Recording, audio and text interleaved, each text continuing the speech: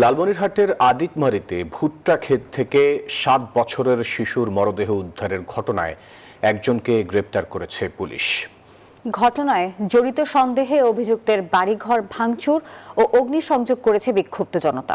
পরিস্থিতি নিয়ন্ত্রণে পুলিশ ও প্রশাসনের লোকজন ঘটনাস্থলে গেলে তাদের উপর হামলা এবং গাড়ি ভাঙচুর করা হয়। বিজিবিও ঠেকাতে পারছে না বিক্ষুব্ধ জনতাকে। আগুন জ্বলছে খড়ের গাদায়, গোয়াল পুড়ে শেষ, কাচারি গুদামও অক্ষত নেই, রান্নাঘর বসতবাড়ি সবখানেই ভাঙচুরের চিহ্ন।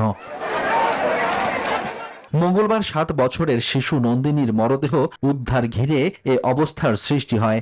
নিখোঁজের একদিন পর তার বস্তাবন্দি লাশ মেলার খবর ছড়িয়ে পড়লে হত্যাকারী সন্দেহে একই এলাকার বিধানচন্দ্র ও তার বাবা রণজিৎ চন্দ্র বর্মনের বাড়িঘর ভাঙচুর চালায় বিক্ষুব্ধ জনতা।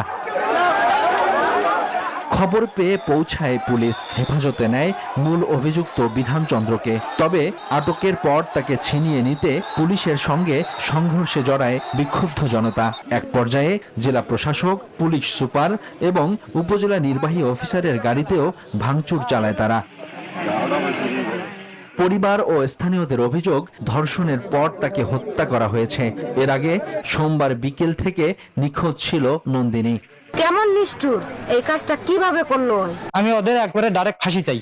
পুলিশ জানায়, উদ্ভূত পরিস্থিতির কারণে আদিতমারী থানার ওসি নাজমুল ইসলামকে তাৎক্ষণিকভাবে প্রত্যাহার করা হয়।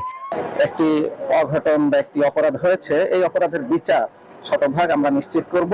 আমাদের সরকারি সম্পত্তির উপর এবং গাড়িগুলোর উপর আক্রমণ করে সেই পর্যায়ে আমাদের কিছু লোক আহত হয়েছে।